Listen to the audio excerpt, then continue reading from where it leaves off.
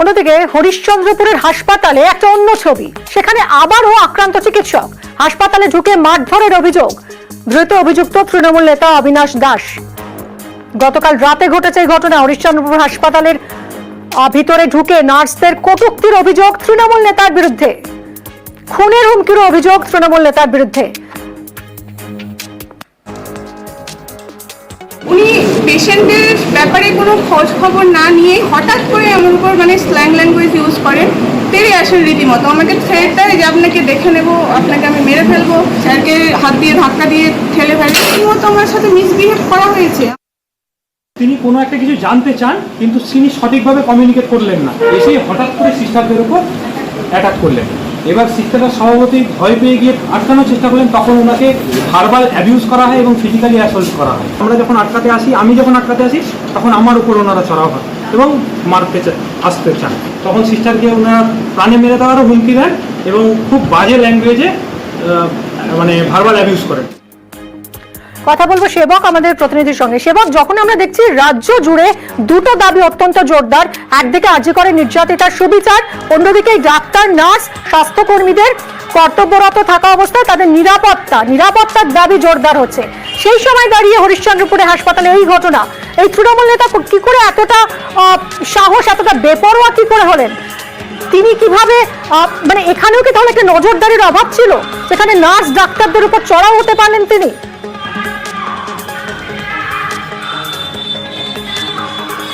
একদমই দেখো, হরিশ্চন্দ্রপুর গ্রামীণ হাসপাতাল, যেটা কিন্তু অত্যন্ত একটা ব্যস্ত হাসপাতাল, ব্লক হাসপাতাল হলেও প্রতিনিয়ত প্রচুর রোগীর চিকিৎসা হয়।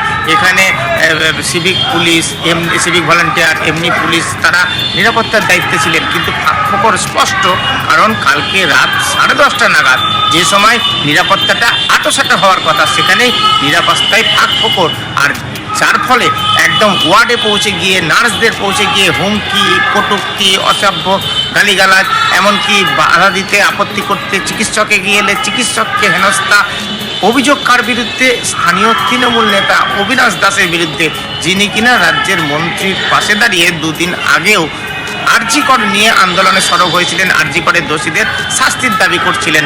তাকে এরকম একটি মিছিলে মন্ত্রীর পাশে স্লোগান দিতেও আমরা দেখছি, অথচ তিনি কিনা হাসপাতালে গিয়ে এমন কাণ্ড ঘটালেন যেখানে তার বিরুদ্ধে অভিযোগ হলো, পুলিশকে ছুটি দিতে হলো, তিনি গ্রেপ্তার হলেন।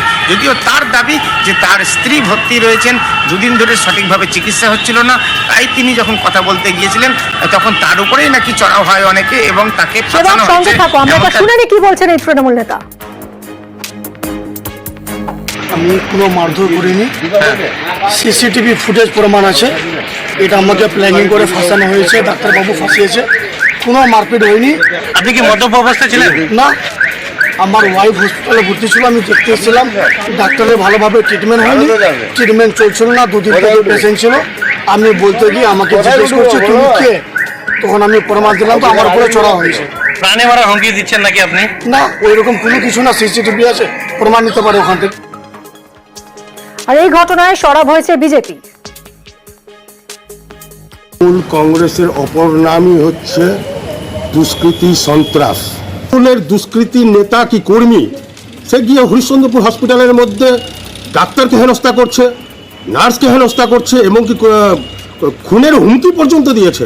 যখনই অপরাধ করবে তখনই কেউ তৃণমূল করে না, নাহলে সবাই তৃণমূল কর্মী ওদের। ঘটনার কড়া নিন্দা করেছেন হরিশ্চন্দ্রপুরের তৃণমূল বিধায়কও।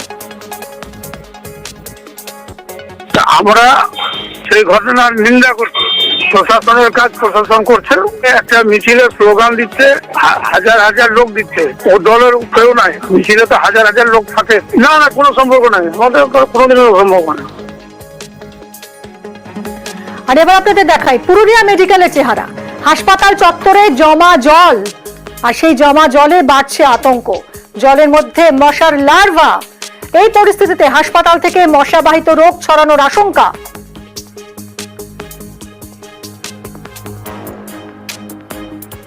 চিকিৎসকরা কি বলছেন একবার শুনি।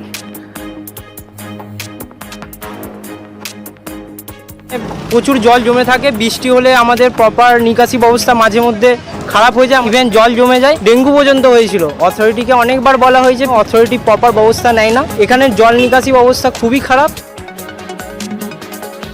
কথা বলবো আমাদের প্রতিনিধির সঙ্গে। ইন্দ্রজিৎ এইরকম অবস্থা কেন হাসপাতাল চত্বরের? এমএসভিপি কি বলছেন যে কতদিন ধরে এইরকম অবস্থা চলবে?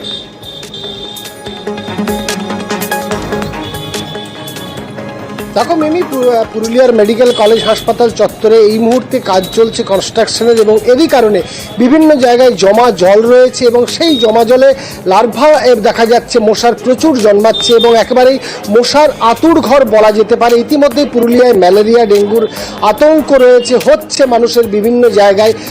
ইতিমধ্যেই পড়ুয়ারা হাসপাতাল কর্তৃপক্ষকে বা মেডিকেল কলেজ কর্তৃপক্ষকে বিষয়টি নজরে এনেছে। অন্যদিকে এমএসভিপি জানিয়েছেন যে দ্রুত ব্যবস্থা নেবেন এবং যে অ্যাডিস মশা এবং এই মশার লাভা একেবারে দেখা যাচ্ছে একেবারে মেডিকেল কলেজ চত্বরে, এবং যত্রতত্র জল জমা রয়েছে, কনস্ট্রাকশনের কাজ চলছে এবং সেখানেই এই ধরনের মশার লাভা দেখা যাচ্ছে এবং সেই থেকে আতঙ্ক রয়েছে পড়ুয়ারা, ডাক্তারি পড়ুয়ারা, এবং তারা বারে বারে অনুরোধ করছে যাতে দ্রুত ব্যবস্থা নিয়ে স্প্রে করা হয়, যাতে এই ধরনের মশার কামড়ে আরও নতুন করে মশাবাহিত রোগ যেন না হয়। একেবারে মেডিকেল কলেজে একটা রকম অন্যরকম একটা পরিস্থিতি তৈরি হয়েছে, আতঙ্কে রয়েছে ছাত্রছাত্রীরা, একটা নিরাপত্তার অভাব রয়েছে। অন্যদিকে এই মশার আতঙ্ক, ফলে স্বাভাবিকভাবেই পড়ুয়ারা চাইছে দ্রুত ব্যবস্থা নেক এবং যাতে মশাবাহিত কোনো রোগ না হয় তার জন্য অগ্রিম ব্যবস্থা নিয়ে এই যে লাভা এবং যত্রতত্র জল জমা রয়েছে সেখানে যাতে সংস্কার করা হয়।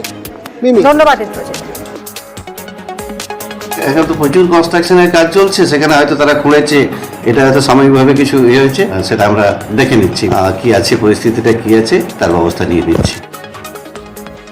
আর এবার মালদার একটা খবর দেখাবো আপনাদের। ভূমি সংস্কার দপ্তরে রীতিমতো মধুচক্র চলছে। সরকারি অফিসে মধুচক্রের অভিযোগ, চাঞ্চল্য ছড়িয়েছে এই ঘটনায়।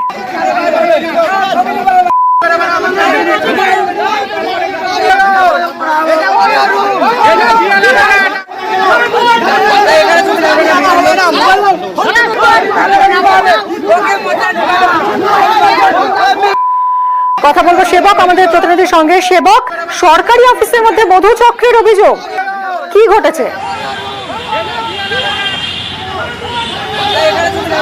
একদমই দেখো, অত্যন্ত চাঞ্চল্যকর এই অভিযোগ, যে অভিযোগ সামনে এসেছে মালদহের হরিশ্চন্দ্রপুর 1-এর ভূমি ও ভূমি সংস্কার দপ্তরে।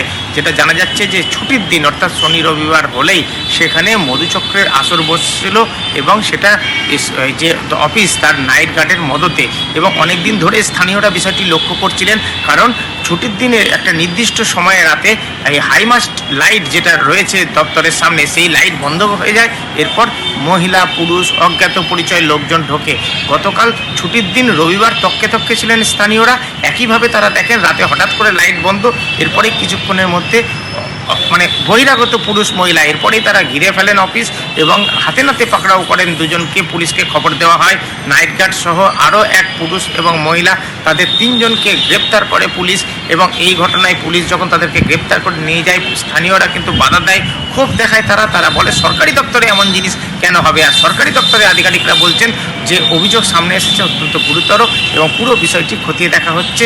এক্ষেত্রে নাইট গার্ডের কোনো ভূমিকা বা যোগসাজশ প্রমাণ হলে তাহলে কিন্তু ব্যবস্থা নেওয়া হবে। এখন দেখার কি পদক্ষেপ নেয় এই ক্ষেত্রে সরকারি নির্দিষ্ট দপ্তর। ধন্যবাদ সেবক। প্রত্যেক শনিবার রবিবার অফিসের সামনে লাইট বন্ধ করে একটা মহিলা ঢুকছে, নাইট গার্ড থাকা সত্ত্বেও। এটা কি বিএলআরও দপ্তরের ভিতরেই হচ্ছিল? যা ভিতরে কতদিন ধরে চলছিল এগুলো? এটা 3-4 দিন ধরে চলছে। যখন আমরা জানলা দিয়ে দেখি 3 জন মিলে লাইট বন্ধ করে ভিতর থেকে বিরিয়ানি খাচ্ছে। আর যখন আমরা জিজ্ঞাসা করছি যে কে হয়, তো বলছে প্রথমে বলছে চিনি না, তারপরে বলছে চিনি আমরা। কজন ছিল ভিতরে? নাইট গার্ড একটা ছেলে একটা মহিলা। এটা 1 নম্বর বেলার অফিস, বিএলআর অফিসের ভিতরেই হচ্ছিল সব? ভিতরে হচ্ছে। ওরা 3 জন যখন ছিল, তো আমরা মানে 3-4টা চেংড়া মিলে বললাম যে কী ব্যাপার, রাত্রেবেলা মেয়ে কেন? বলছে এরকমই বলে চিনা জানা আছে। যখন আমরা মানে ছেলেরা মিলে যদি ধরি, তখন আমি বলে মেয়েটাকে চিনি না। পুলিশ লাস্টের দিকে এসেছিল, নিয়ে গেল ওদেরকে? কজনকে নিয়ে গেল? 3 জনকে। আমি হায়ার অথরিটিকে জানিয়েছি, আমাদের যারা সিনিয়র আছে ডিস্ট্রিক্টে, আমার বিএলও সাহেব, এডিএম সাহেব, সবাইকে সবাইকে জানানো হয়েছে। ওনারা যেমন করছেন ইনস্ট্রাকশন দেবেন সেই অনুযায়ী আমাদের কাজ। যদি এটা সত্যি হয়ে থাকে অবশ্যই এটা কঠোরতম শাস্তি হওয়ার কথা। এটার এইরকম যদি কোনো অপরাধ করে থাকে তার কঠোরতম শাস্তি হবে। 14ই আগস্ট ভাটপাড়ায় তৃণমূল কর্মীকে গুলি করে খুন করা হয়েছিল। ধৃতদের বিরুদ্ধে অস্ত্র আইনে মামলা রুজু করেছিল পুলিশ। সেই ঘটনায় এবার 6 জন তৃণমূল কর্মীকে খুনে ধৃত 6 জনকে গ্রেফতার করা হয়েছে। অরুণ আমাদের প্রতিনিধির সঙ্গে কথা বলবো। অরুণ, এই যে 6 জনকে গ্রেফতার করা হলো, এরা কারা, কিভাবে যুক্ত এই খুনের সঙ্গে? দেখো, এই যে 6 জনের নামে করা হচ্ছে এরা কিন্তু এলাকায় নটোরিয়াস ক্রিমিনাল বলেই পুলিশের খাতায় নাম রয়েছে এবং দীর্ঘদিন ধরে সামান্য একটা বচসার জেরে তাকে বাড়ি থেকে ডেকে নিয়ে এসে যেভাবে গুলি করে পর 4 রাউন্ড গুলি করা হয়েছিল, ঘটনাস্থলে সে লুটিয়ে পড়েছিল। তখন তাকে প্রথমে স্টেট জেনারেল হসপিটাল, তারপরে ব্যারাকপুর বিএনবসে নিয়ে আসলে ডাক্তাররা তাকে মৃত বলে ঘোষণা করে। কিন্তু এই ঘটনায় যে একটা চাঞ্চল্য ছড়িয়েছে, পুলিশ কিন্তু তদন্তে নেমে এলাকা থেকে দোষীরা পালিয়ে যায়। এই ঘটনা জগদ্দল থানার পুলিশ এবং ভাটপাড়া থানার পুলিশ যৌথ উদ্যোগে কিন্তু তদন্তে নামে এবং 6 জনকে গ্রেপ্তার করে। এদের আজ ব্যারাকপুর আদালতে তোলা হয়েছে। কারণ এরা কোথা থেকে পিস্তল এলো, কিভাবে ভাটপাড়া এমনি কোথাও না কোথাও কিছু ঘটনা ঘটলেই কিন্তু গুলি বোমা পিস্তলে সরাসরি থাকে, এই পিস্তল কোথা থেকে এলো বা কিভাবে কেন তাকে এভাবে নৃশংসভাবে মারা হলো, এই নিয়ে কিন্তু পুলিশ তদন্ত নেমেছে। এদের পুলিশ হেফাজতে নিয়েছে। এরপর জানা যাবে যে কি কারণে তারা এই গুলিটা করেছিল। ধন্যবাদ।